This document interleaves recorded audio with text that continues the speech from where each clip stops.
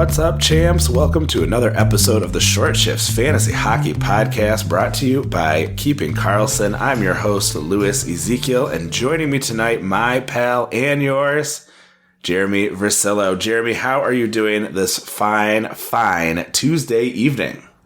I'm doing pretty good. I'm in a bit of a different recording setup than I usually am, as our guest bedroom where my desk is occupied, as my sister and her husband have come to visit for the holidays. So getting in that holiday spirit. Oh yeah, very nice. Well, that's kind of fun to have some visitors to enjoy the holidays with. We'll have our own here coming up pretty soon. It's good to see you. We haven't had a ton of opportunities to record together. I feel like it's been a week or two since we have sat down, maybe longer than that. So, really looking forward to talking some puck with you here this evening. Let's get into it here. Plenty to discuss just since the mega show dropped on Sunday evening from Brian and Elon. And of course, they stepped in and did a short shift last week too. Very nice, keeping the shift relatively short. Not always Elon's strong suit, but he and Brian were very committed. So that was great. So let's jump right into things here. And we're going to start in Detroit, where they went up against the Anaheim Ducks, who really outclassed really all of their opponents lately, but certainly gave the Red Wings a real run for their money. And part of the Wings managed to crawl back and make it a 4-3 game where they eventually lost. But the big event in there was Ville Husso injured. Tell us a little bit about what's going on with the Red Wings goalies here. Is there any value in grabbing a backup? What do we think is going to happen moving forward? They're all bad, I think, is my take on it. I do think Alex Lyon may get some starts. It sounds like he's back faster than Husso is, so may take the reins there. I have zero faith in Reimer to put up any sort of fantasy relevance. I have less faith in Hutchinson. It may be time to start streaming forwards against the Wings, and I'm usually not the type to try to guess the matchups for an offense. Yeah, Steve Yzerman kind of going 0G here this season. Ville Husso, Alex Lyon, now Hutchinson is signed. Just kind of like a bad cold. That guy never fully goes away. Maybe a possibility. I know some Wings fans would love to maybe see Sebastian Cossa come on out there, but I'm with you. I think the real takeaway is there's no real such thing as a favorable matchup against for the Wings with a goalie against against their opponents. They make me pretty nervous, and unfortunately, the home team, or my home team, just an ugly place right now defensively. Kind of the same. I think what really kind of stinks about it is that it's very similar to what was happening last year, and we sort of hope to maybe move beyond it. But that doesn't seem like what we're likely to see here. Maybe Husso takes his vacation, as Elon likes to say, and can come back and find his game like we've seen. Well, I was going to say that's what Devin Levi did, but we'll get to that whole disaster here in just a little bit. But yeah, I'm with you. I think stay away from those Red Wings goalies, and yeah, I think they are not necessarily a team to start a goalie against because they still can score. But I think defensively, you're likely to win the game and likely to potentially get some points here. So that could be the good strategy. Not an injury, but certainly another major move. Let's talk briefly about what happened in Ottawa and if we might see some changes. DJ Smith was fired. We have Jacques Martin taking over behind the bench. I believe his first time taking a head coaching job here in a decade or so. So will be interesting to see how his style and how his strategies kind of work for the Senators. Their game just started just a little while ago, so we're only about a half a period into the Martin era. But yeah, you had a list of things to kind of keep an eye on. Can Stützle and Brady bounce back? What might the power plays look like? And also, how might we see some changes in terms of the goalie splits moving forward? Korpisalo got the start on Tuesday, maybe with a chance to seize the reins and impress the new coaching staff. Do you have thoughts on these questions? Are they more rhetorical in nature? They were more rhetorical. Those are the three things I will be keeping a close eye on in the coming weeks. And I think the goalie split today was a bit telling that Martin went back to Korpisalo, despite the fact that Korpisalo gave up a lot of goals on, Sunday they last played. So maybe that's more a sign of a one guy and we trust him type of thing. But maybe I'm reading too much into less than 20 minutes of hockey under the new coach. Sure. But, I like that idea that, you're going to give him a chance here to get things started. They have jumped out to a 2-0 lead over Arizona. I'm sure the coach likes to see that. Obviously, a lot of game to be played, so let's not go overboard. But yeah, off to a nice start at least so far. Another headline, and this is your home team, so I'll give you the lead here. Matty Beniers breaking his slump. Unfortunately, obviously, we'll talk about an injury to McCann when we get to the injuries and outjuries section, but we got a new acquisition having some success. Tell us about this top power play. Who's getting that action in Seattle? Matty Beniers got a goal and an assist last game with the help of his new running mate, Tomas Tatar, who was acquired in a trade that happened to happen in an hour window in which Discord was down. So I've had multiple people in multiple Discords comment that they didn't know that trade happened because the Discord bot that reports Twitter news was down when that trade happened. But Tatar's been playing top line with Beniers and Eberle, and they seem to have clicked. I actually think Tatar's a decent addition in the sense that he's a bit of a shooter. I think the Kraken are missing Daniel Sprong more than they thought they would after last year. Just nobody's willing to fire the puck, and when they do, it's not very dangerous. Meanwhile, someone like Sprong could score from just about anywhere. I'm not really sold on Beniers being back, but I think he's going to go through his growing pains and have some good weeks and some bad weeks. Just nice to see him finally get off the schneid after, I believe, 6 games without a point and 10 without a goal prior to this. Yeah, it was really a tough run. He was hitting a lot of waiver wires, so he might be a guy who is out there and available in your league, if that's interesting to you. The Kraken are one of the teams with a decent schedule this week, although you'll pretty much have the Wednesday game left by the time you're hearing this, and next week is just kind of a mess for everybody with the holiday really condensing the schedule. We'll talk a bit about strategizing for that moving forward. But yeah, you mentioned this McCann injury. It might as well cover it while we're here, right? Certainly not a good thing for the Kraken overall. It's going to be the type of injury that I think generally hurts everyone. But if it gives Tatar that opportunity to, get his feet wet with the new team, he's still got that new car smell, holding that line 1, power play 1 deployment, at least until McCann is returned. I do think that is one that should be pretty interesting that people should be considering for a stream if they want to try and squeeze a game on Wednesday out of a guy with good deployment. I'm certainly giving some serious thought to it. If I can, I've got for like weeks, I've had Matthew Nyes on my roster. Of course, he was benched when he actually was productive, but I think if I can get a Tatar game, that might be worth my while here moving forward. Another guy with bad schedule but good deployment, good production. We gotta talk about Better Call Paul, Nick Paul, with a goal and 2 assists. deployed on line one. He's been a power play one guy for Tampa for ages this season and really has not gotten involved, at least not a ton. He did have a power play goal here on Tuesday. I believe that game has wrapped, but also assisting on 2 Kucherov goals today. So, obviously a very nice output for him.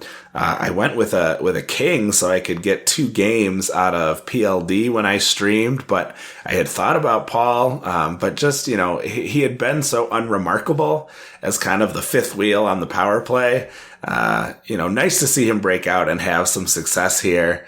What do you think about him for moving forward? Again, check your schedule because it's such a mess moving forward. Next week, the only non-busy day is Thursday, and there's only games on Wednesday, Thursday, Friday, Saturday, Sunday. So, obviously consider where you're going to be able to fit him in. But between Tatar and Nick Paul, who would you rather have as, a guy that you can fit in for a game or two the rest of this weekend into next? I'm definitely more interested in Nick Paul. I was looking at his game log, and he did actually have an assist 2 games ago and a goal a couple games before that. So he hasn't been a complete zero. He also has 3 or more shots in 4 of his last 5 games and a hit in each of his last 5 games. But what may be most interesting is he's eclipsed the magic 20-minute mark for ice time in 4 of his last 6 games. I think that shows a lot of faith from the coaching staff, and looking at his advanced stats, I think he's owed a couple more assists from his performance. His teammates aren't shooting particularly well, and now that he's playing with Points and Kucherov, I think his teammates are going to be shooting a lot better than they have been. And yeah, I think he'll be a little bit better going forward. Maybe not the rip-roaring start he got off to this year when he was looking like the steal of the draft, but he'll get you some points, and I'd be happy to start him for the next few weeks if I have room. Yeah, absolutely. And I think getting those 2 assists is going to put him in a position where, he is hopefully going to get a little bit of run on that line. So I think that works out kind of nice. It gives them, a little bit more of an ability to split things up a bit. So, to cut Tatar 1 goal, 1 assist, with his deployment, McCann 1 goal, 2 assists with his, I would look at the schedule, obviously, and I think maybe if you get an extra game out of Tatar, that might be the way to go. But yeah, if for whatever reason you've got some empty spaces, Nick Paul, as long as he holds this deployment, is a very appealing potential stream. We've talked about the McCann injury, so we can move on, and let's talk about Andrei Svechnikov's ouchery. Carolina really found its groove offensively today with 6 goals against Vegas. Tell me a little bit about what you saw from Svechnikov. Probably not a lot of actionable advice here since he's not likely to be available. But how does he impact Carolina in your opinion? And is there anyone else who might be able to come along for the ride a little bit here? I think this is just going to be business as usual. He's going to slot back into the top 6 and power play 1. Although I think he may have started on the 4th line today. Brindamore likes to do that with guys returning from injury. But yeah, I'm hoping Svechnikov is finally right and will pace for the 75-ish points that a lot of people projected him for. I don't think there's really anything actionable. You can't really buy low on a guy who just returned from injury. That's almost like buying high at this point. And his line mates, or former line mates, had been doing well before him. I do think it's a little bit of a downgrade for the Stefan Nason, Jack Drury, Michael Bunting flavor of the week on that top line, though, because they will likely be losing whatever spot they had. Yeah, for sure. Makes sense. I'm with you there. I do think it'll maybe add some juice to that power play. So could be beneficial for maybe a Burns who, hasn't been great lately, but I think he got in on a power play assist today. It's good to, if any team has needed some juice, I think it's been Carolina they've been struggling a little bit. I love that you said buy high, just because I think that is the Sesame Street word of the day from Elon on Sunday. He has very much enjoyed talking about the sell low, buy high. So if that's your actionable advice, then that's a good one to think about. Another outry that we saw, Jack Quinn returned to action. Not super exciting deployment for Buffalo. He was line 3 with Tyson Jost and Victor Olofsson, and getting some shorthanded time. Good for Buffalo, certainly, to get Quinn back, and maybe he'll continue to work his way up the lineup the way, Svechnikov will. But maybe not a great fantasy ad necessarily. I would rather grab Zach Benson, who's been playing on line 1 and getting some power play time, although he did not point today. A real slobber knocker with Columbus scoring 9 goals, a hat trick from Kirill Marchenko. Devin Levi, as I mentioned, got chased, so not a great look for his return there. And then things did not go any better for Ukko-Pekka Luukkonen when he made his return, as he got, he took the next 5 goals that Columbus had. So a huge offensive explosion. Great night for a bunch of those players. So nice job if you grabbed, a Chinikov potentially, or some of the other guys who, might have been available for you. Overall, I'm sort of looking at the Buffalo goalies similar to the Red Wings goalies, except maybe even a little more dangerous. The Red Wings goalies are giving up, 4 or 5 a game, but Buffalo seems more likely to just get absolutely blown up.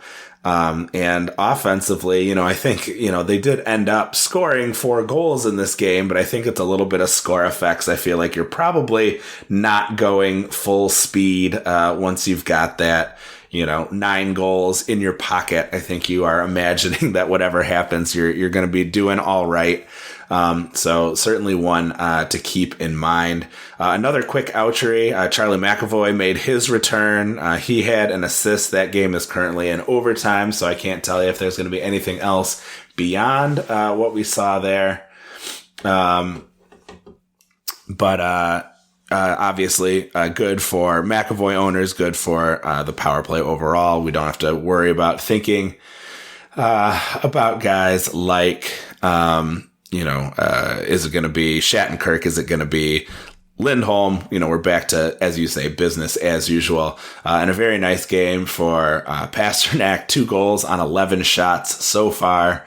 And overtime just ended. Kirill Kaprizov with the overtime winner. So a nice one for the many Kaprizov owners among our podcast hosts. They'll be happy to see that. We are going to take a quick break here. And when we come back, we've got some hot and cold streaks. We've got a snoozer in there as well. You're listening to Short Shifts. Welcome back to Short Shifts. We had one other injury, actually, that we need to tack on here on the other side of the ad break that I failed to register, but a big one potentially in Tampa Bay. Tell us what's going on with Mikhail Sergachev, Jeremy. The only info I have is that he has a lower body injury, left the game, and will not return, or did not return as that game's over now. I unfortunately did not see what happened. You can probably find the replay, but when you're hearing this, if Sergachev is out for any extended period of time, that's probably one of those injuries that just hurts everyone. Maybe Victor Hedman has some more uncontested power play time. Maybe a different defenseman gets some power play 2 time, but it's not going to help anybody at even strength for sure. Yeah, definitely. He's a big time minutes guy. That's gonna hurt them a bit. So, just sort of thinking about potential replacements, we were talking about this guy a little bit earlier, just 36% rostered across Yahoo is Matthias Ekholm. He has been getting in on points here and there. Obviously, he had a bit of a slump. I think we're looking at 5 games without a point before he got this assist here this evening, but he has still been valuable, especially if you are in a categories league. Shooting, hitting, and blocking has been his thing in a season where hitting has been down quite a bit. just over these last 4 games, he's had 18 hits. So quite productive in that regard. And obviously, you know, when they score, he's been doing a decent job of getting in on some of those goals despite not having that optimal Evan Bouchard style deployment. So a possibility for you there. Brock Faber, also a possibility. He had 2 assists. He has been absorbing monstrous minutes. I think he was under 30 minutes in the most recent Minnesota game before this one. And that was notable because he had been on a streak of 30 minutes of play, a ton of time. I think this came up with Brian and Elon on their show, but just obviously monster minutes for a young player. So you like to see that. And he was able to turn some of those into some assists here. All right, well, let's get into a couple Ducks, one hot, one cold. We have Adam Henrique. Just absolutely on fire. I picked him up as a streamer last week because I could get 3 games out of him, and I thought, well, I'll hang on to him for that Monday game as well, and I'm glad I did. He had the hat trick on Sunday, a power play, even strength, and shorthanded empty netter. 6 goals overall in the last 5 games, 2 on the power play, 1 assist, only 10 shots there. So shooting 60%, which if Brian were here, I imagine he would tell us is not a sustainable level of production. We do have several Ducks looking to make outries in the near future. And Ducks play Wednesday, Friday, Sunday. So pretty busy work next week. What do you think? Is this somebody that's worth hanging on to even through that difficult schedule? How do you feel about Henrique and the potential that he continues on this hot streak? I'm probably not holding Henrique. He does have some great results recently, but the shots aren't there. The even strength deployment is 3rd line, I believe.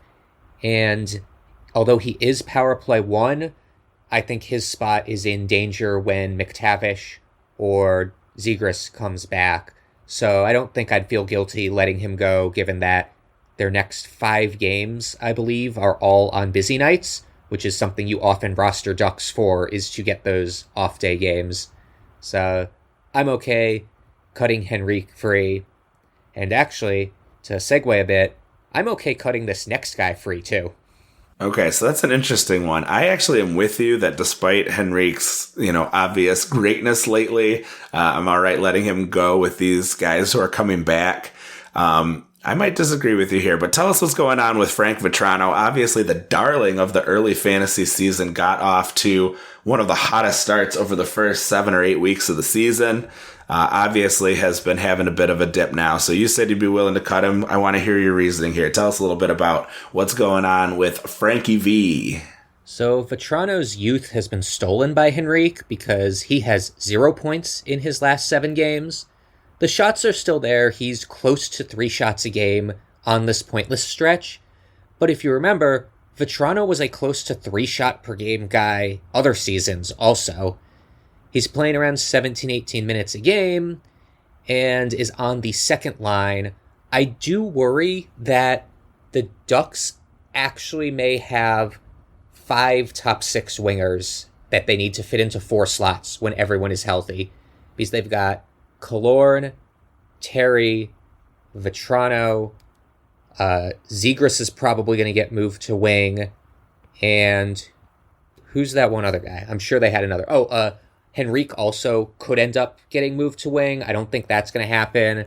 Let me pull up Game Day Tweets real quick. A great plug for our favorite website to see, because I know there was someone I was talking about, because I talked with someone about this yesterday.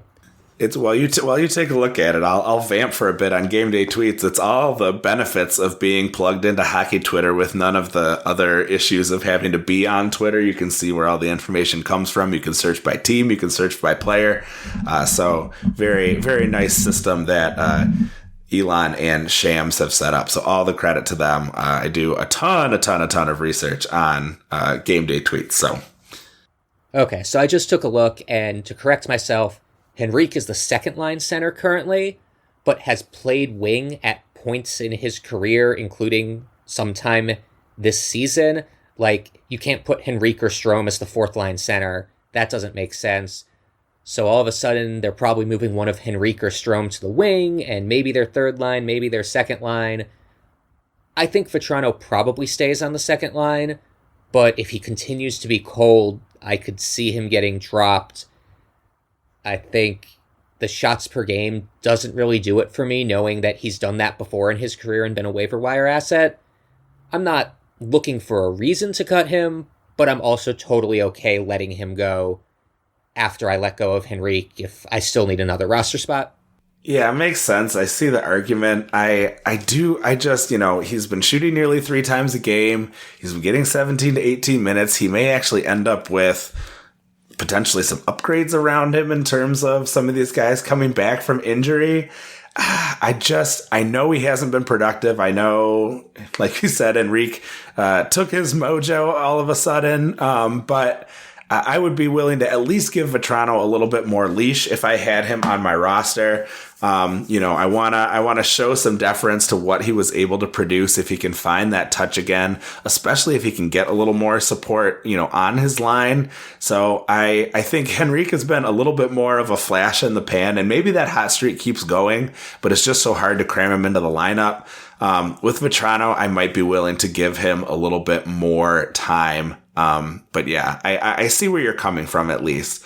I always tell my students, you don't have to leave all agreeing with each other, but I want you to seek understanding, try and see where that person is coming from, even if you ultimately disagree with them. So that's what I'm doing here.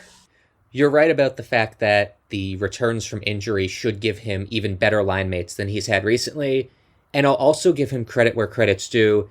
His peripherals have been really good in the last 10 games. In addition to all of those shots on goal, he has, it looks like, 12 hits and more than 10, 11 or 12 blocks in the last 10 games. Also, having a hit and a block per game in addition to 3 shots does make the lack of points tolerable. And obviously, he's not going to goose egg you for another 7 games in a row, even if he plays a 40, 45 point pace from here on out. Maybe that is rosterable with the peripherals.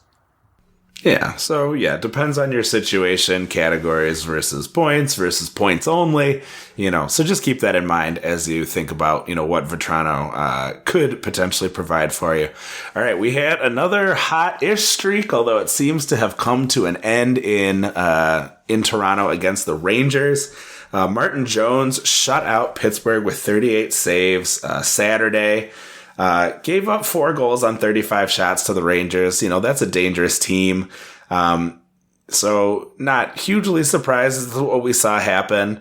He is Martin Jones. Toronto hasn't exactly been a great defensive team this year. But still, even with 4 goals against on 35 shots, generally looking better than Samsonov. I think giving them maybe a better chance to win, at least in the short term. I want to kind of use my results-based grading here, not turn the corner of the page down and don't read the student's name. So as long as I'm not thinking about the fact that it's Martin Jones, he seems like the guy who has been helping out a little bit more. Samsonov, the team's kind of been having to make up for his deficiencies. Samsonov has lost 3 of his last 4 starts. He did shut out Nashville, only 18 shots in that game. Jones had won his last 2 starts heading into Tuesday against the Rangers. A tough task for any goalie, I would argue. I guess the worry here is that he has faltered now, and that may give Samsonov the chance to get back in. We'll see how things continue here. I'm not super confident in Samsonov, certainly, but I could certainly see the coaching staff giving him the opportunity to try and make his way back. I agree with you that the biggest issue I have with Jones is the anti-name value. He has name value, but not in a good way. And I did this last year when he was having his run with Seattle. I was sure that it wouldn't keep up, and he actually played really well for a 20-25 game stretch with Grubauer fighting injury and being bad at times. So I wouldn't be surprised if Toronto turns back to him for a couple games in a row. I have a feeling Samsonov is going to get Thursday's game, but if he doesn't perform well, maybe they go back to Jones. It may just be a 50-50 all the way. I don't know. I probably wouldn't add him after seeing today's game, but if he starts to string them together, Toronto needs wins, and they're going to play whatever goalie gives them the best chance night in and night out, even if his name is Martin Jones. Yeah, watch those game day tweets. If he's getting the start, I would feel reasonably okay about streaming him in. He hasn't blown up your stats any game really so far this during this run. So yeah, I would feel okay with that. All right, a blast from the past. One of my favorite players from back when I was just starting with the podcast and I was doing some writing for the Keeping Karlsson community with Ben and Jade, Josh Anderson, who maybe has not lived up to some of the hype of maybe being one of those kind of, great banger net front kind of guys, but he's been on a little bit of a run here. Tell us what Josh Anderson has been up to. Josh Anderson has 3 goals and an assist in his last 2 games, 19 shots over his last 5. That's nearly 4 shots per game for those of you who haven't done the math in your head yet. His time on ice is trending up towards the 16 to 18 minute a game mark, and he's still getting hits and playing power play too. His line mates are Jake Evans and Sean Monahan. That's technically the second line in Montreal, which is kind of sad. I think I need to see a bit more from Josh Anderson before I'm actually rostering him. The points are only from the past few games, but the shots and hits are interesting, especially in our cupful type format where everything peripheral gives you some credit. What do you think? Are you rushing out to add him or not really? Well, no, but mostly because I've got Nick Paul and Tomas Tatar available on the waiver wire. I would value both of those guys that we've discussed already in this episode over Anderson. I like him. I've always thought that he was a guy who, with some additional minutes could give you some benefit just because he'll lay the hits and get some shots in there as well. I think that is all quite good. But given the guys who are out there and available, certainly would be more interested in Tatar and Paul as options before I'm going to start looking at Josh Anderson, despite my serious affinity for him. And hey, if you're, and if you are looking for somebody to drop, I expressed some concerns about this person. I don't think it was on the show because I missed out on the show. Last Tuesday, I had to go go to the child repair store, get some glue on an eyebrow. It was a real hockey style injury. Especially because the other kid almost lost a tooth as a result. So, a real hockey day in the Ezekiel household as I ran around like crazy trying to get everybody patched up.